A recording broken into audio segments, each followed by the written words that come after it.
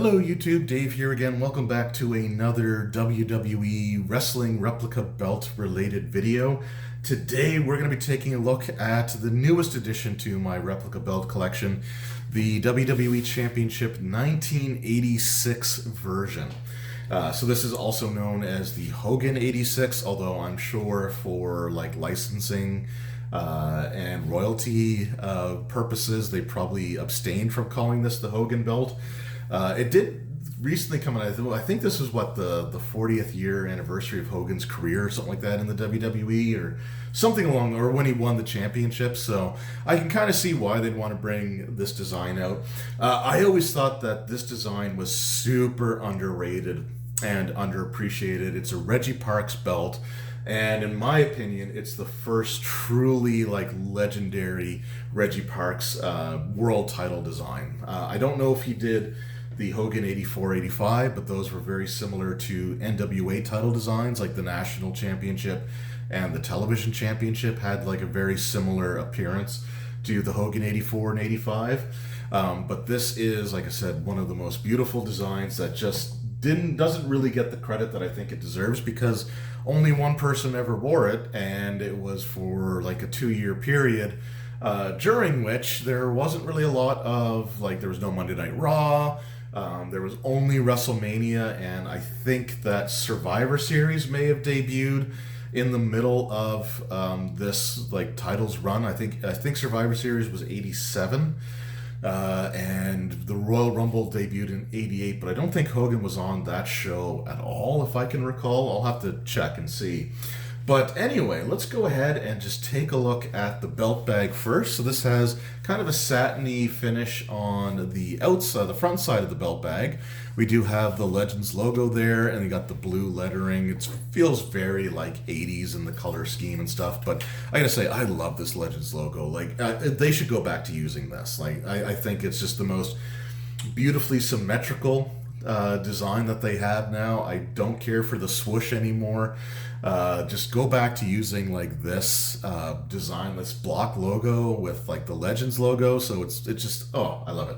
Anyway, the back of the belt bag is just your standard kind of, I don't want to say, it's not really a velvety, but it's sort of cloth backing there. So it's just the front half that has like the satin material. And of course, inside the belt bag is based off like the satin stuff there, the backing for it.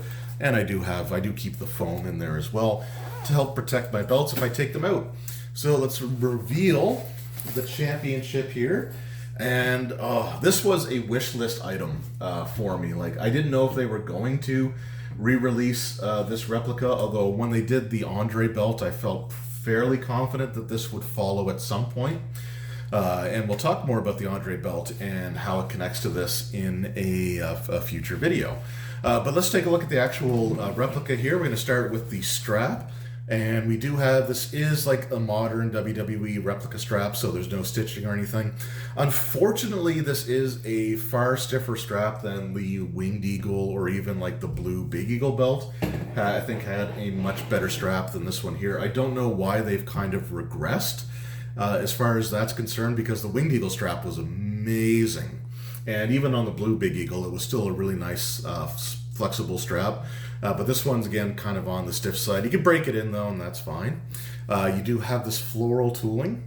If I can get it to focus there. You got this floral tooling going all the way around the outside of the belt from end to end. And then we've got our snap set here. These are the male snaps, and they are 2x8. And you see some texture tooling in there.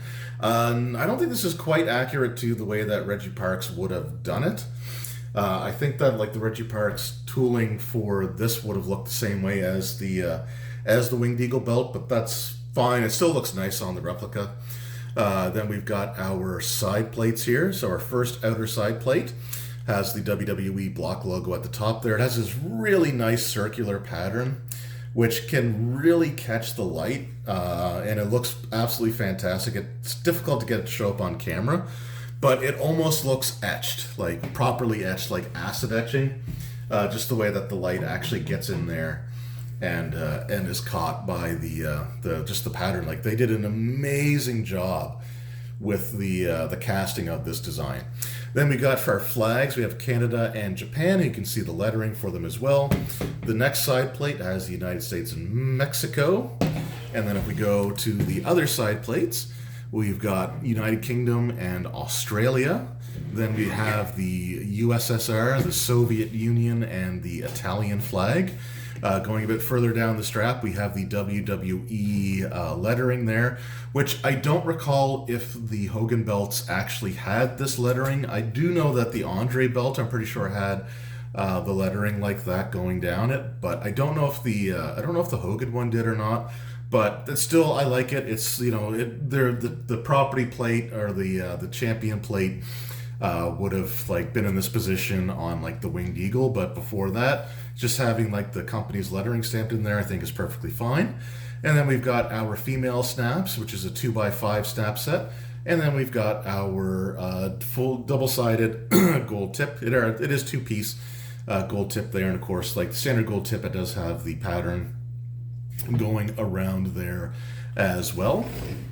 And then on the back of the belt, you can see that the screws are completely covered there.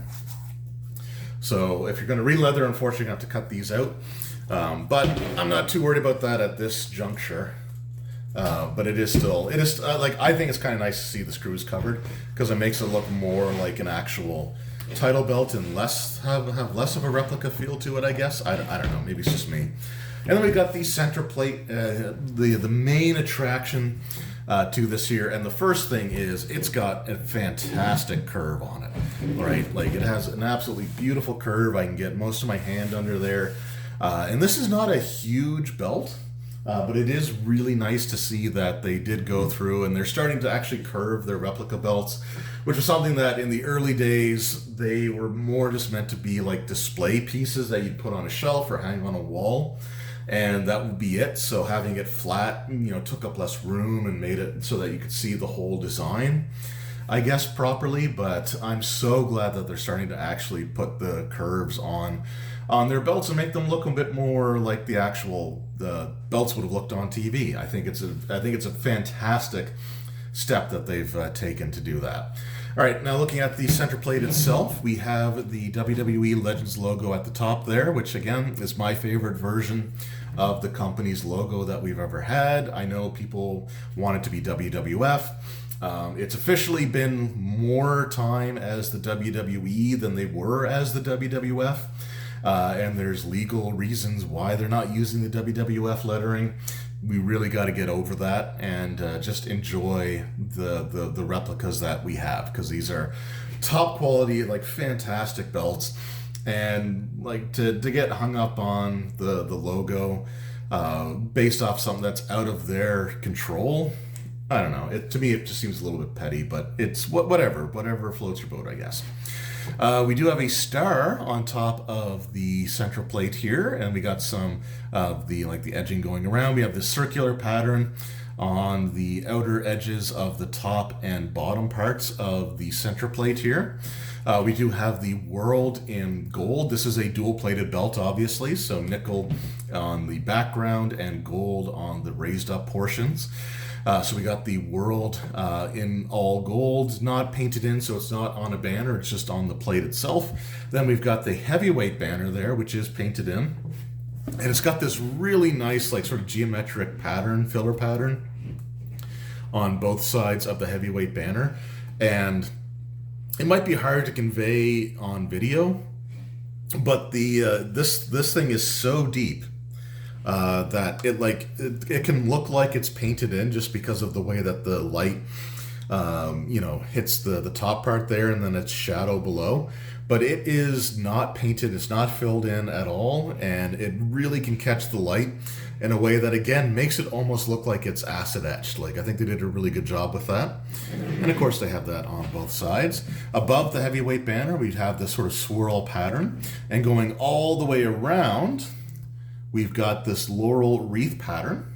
So going all the way up to the top, all the way up to the top. At the center of the bottom portion of the wreath, we do have another star. We have our oval globe, where we've got the Asia, Africa, Europe on the right or the left-hand side. We have Australia there, which is probably the one that looks the most right. And then we got, I think those are the Hawaiian Islands. And then we got North America, and something's going on with North America. I don't know if it's okay or not, but there's something going on there. I guess this little nub might be, or that little bump on the side of the nub, like maybe that's supposed to be, the province that I live in, Nova Scotia, but it's a weird looking globe, but that's the way that it looked, so I can't really fault them for using it. And then we got, of course, South America there as well. On either side of the globe, we have the wreath pattern continuing, and it actually goes over top of the banners here, which I think is kind of cool, but it also runs underneath them and then continues up to the top portion of the belt. We also have like the Roman pillars or columns on either side of the globe on the outside of the wreath pattern, and these are holding up the heavyweight banner, and they're resting on the wrestling champion banner. So World Heavyweight Wrestling Champion. And then underneath the wrestling champion banner is this really intricate looking scroll patterns, kind of like a floral scroll patterns. And they did an amazing job with the dual plating on this. Like it's only the raised up portions that have the plating. So if there's like a hole in the middle of some of these like pattern details, you can see the nickel underneath. And again, it really catches the light in a way that looks so much like higher quality than even some of their other like replicas that they've done out in the last little while. Like the scroll work and the way that the light picks it up is even better than like the Undisputed replica that they did, and that belt is amazing as well. So there you go. That is the Hogan 86. This is the newest belt in my collection, but it's also kind of the oldest. In 1995, I went to the Tour de Force house show at the Halifax Forum, and I was allowed to get one thing from the merchandise stand. And the thing that I picked out was this foam WWF championship belt.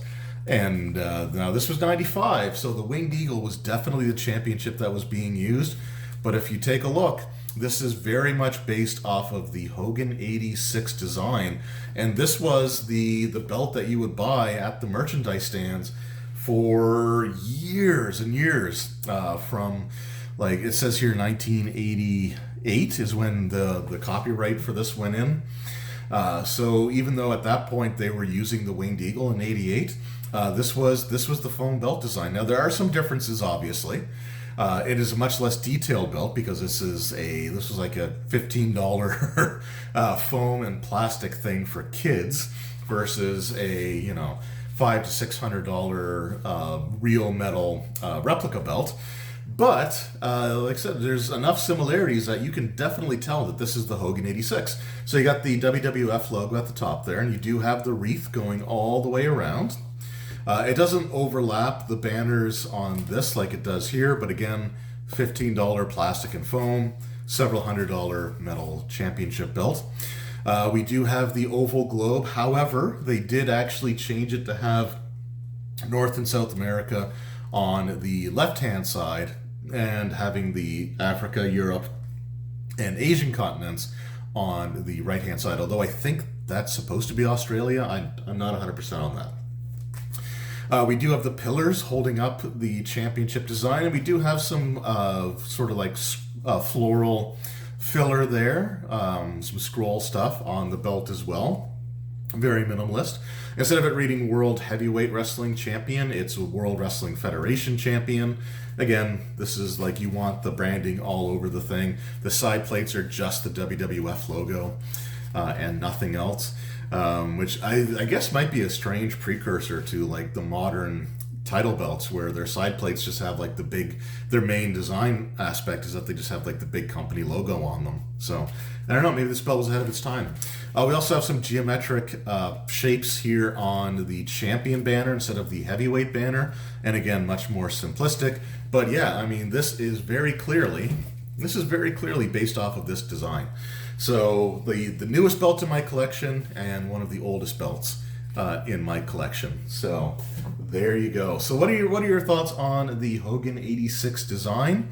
Do you have any real memories of it from back in the day? Because again, we didn't have like weekly television like Monday Night Raw or SmackDown, and we didn't have like 12 to 13 or 14 pay-per-views a month, or a year, not a month, my God, a year, like a monthly pay-per-view. We had like the WrestleMania and maybe Survivor Series that this belt appeared in. So yeah, let me know what your thoughts are on this. I think it's a truly underrated design, and while I know people love the Winged Eagle, I would have loved to have seen this belt being held by some more people. And I think if somebody like Macho Man could have had like this design, or like, because they could have done the angle where Hogan like wins the belt back and then Mr. Perfect smashes this one instead of the Winged Eagle, which was replaced with just another identical looking Winged Eagle. Like that would have been a great time to actually like swap the design to something new.